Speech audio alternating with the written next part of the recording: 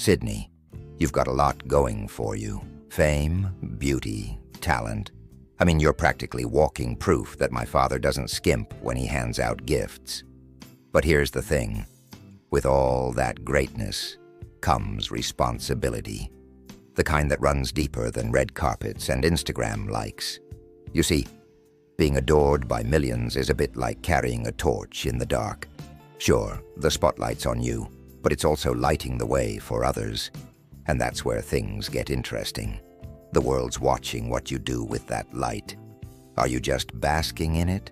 Or are you using it to guide others towards something better?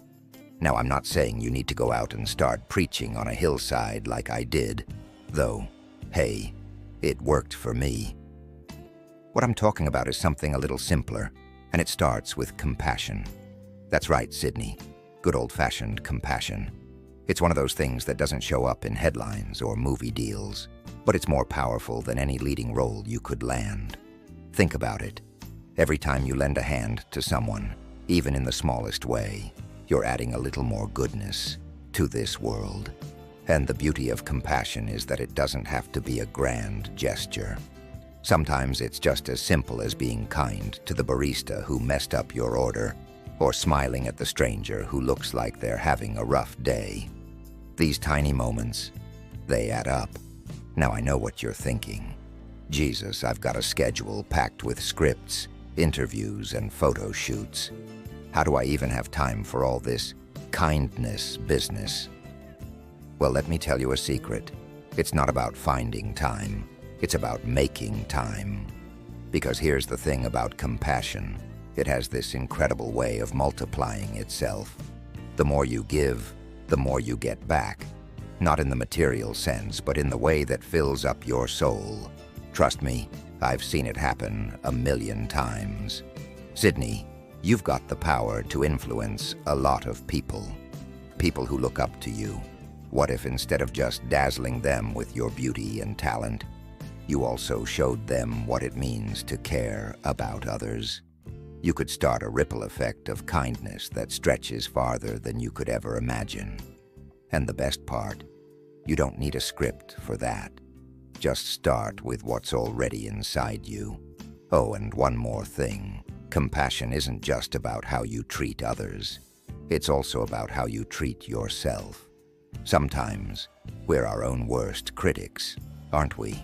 I mean, you can probably think of a few times where you beat yourself up over something small, right? Here's where I'm going to need you to cut yourself some slack. When you show yourself compassion, it's a lot easier to pass it along to others.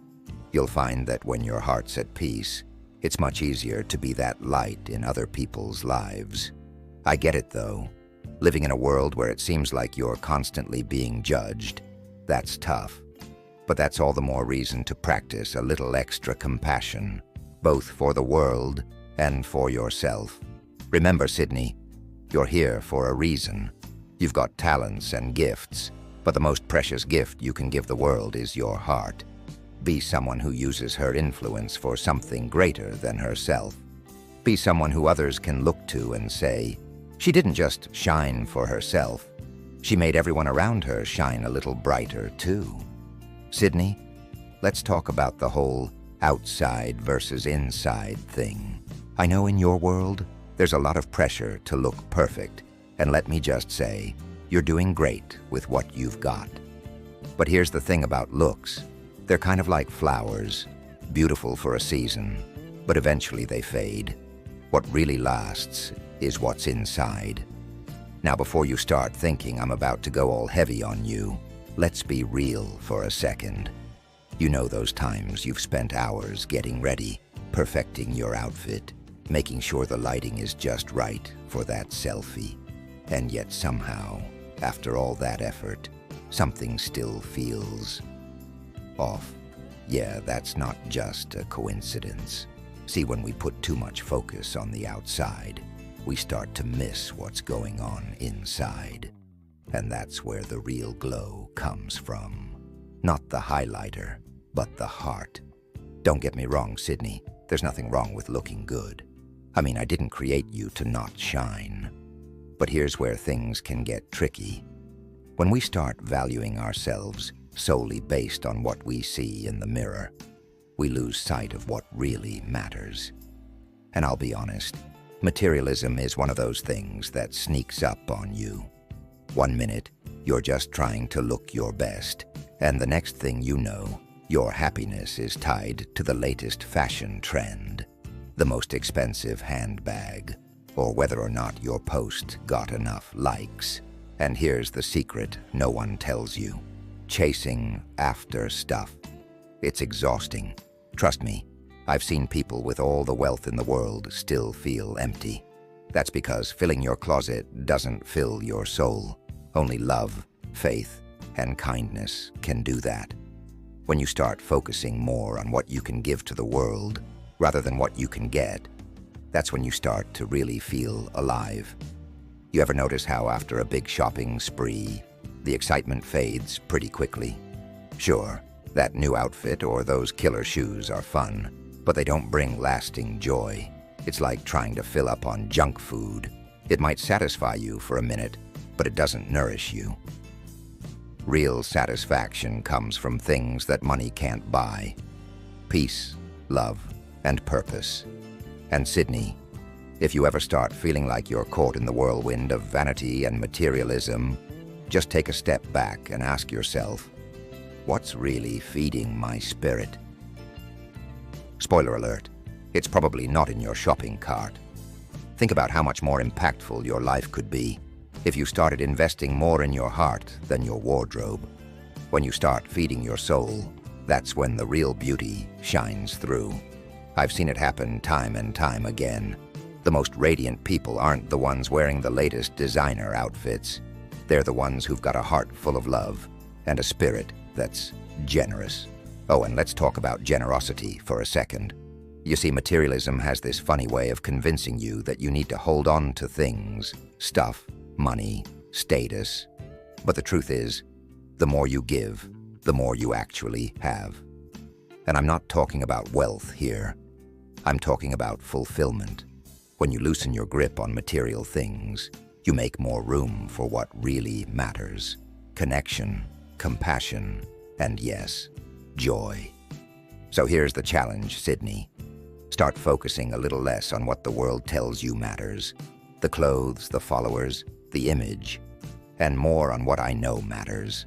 Love, humility, and a heart that's willing to serve. When you do that, you'll find that the pressure of trying to keep up with the world fades away, and you'll be left with something much more precious, peace. And peace, trust me, is way better than anything you'll ever find in a shopping bag. Let's be honest, Sydney, temptation is everywhere. I mean, even I dealt with it. 40 days in the desert. I wasn't exactly surrounded by smoothie bars and air conditioning. But here's the thing. Temptation never comes dressed as something bad. It's usually disguised as something that looks pretty great at first. Maybe it's a little extra attention from someone, or the chance to take an easy shortcut. But trust me, there's always a price. I know your world. It's filled with pressures, people telling you what to wear, how to act, who to be friends with. Sometimes it can feel like you're being pulled in a million directions, and none of them are really you. Here's the truth, though. Peer pressure, it's a mirage. It looks like it'll make life easier, but it only leads to regret in the end.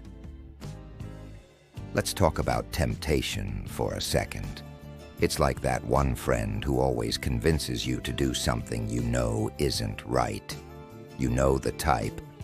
Come on, just this once, or what's the harm in it? But here's the catch. The harm isn't always immediate. Sometimes it's like a slow leak. You don't even realize it's happening until suddenly you're in deeper than you ever intended. And Sydney, I'm not saying you've fallen for it all the time, but there have probably been moments, right? Moments where you felt like maybe you compromised a little. Whether it was saying something you didn't mean, agreeing to something that didn't feel right, or going along with the crowd just because it seemed the easier. Trust me, you're not alone in that. Everyone's been there. But here's the key: knowing when to say no. And let me tell you, saying no can be one of the most powerful things you'll ever do. Think about it this way. Every time you say no to something that doesn't align with who you really are, you're saying yes to something better. You're saying yes to staying true to yourself. And that's way more important than fitting in or making everyone happy. Here's a fun fact. Temptation's a bit like junk food. Looks good, smells good, maybe even tastes good for a moment. But afterward, you just feel kind of gross. The trick is recognizing it for what it is. A quick fix that doesn't actually fix anything. And once you start seeing through that, temptation loses its power. So the next time you're faced with something that doesn't sit right with your soul, remember this: you're not alone. I'm right there with you, giving you the strength to say no to what's easy and yes to what's right. And trust me, there's no better feeling than knowing you made the right choice.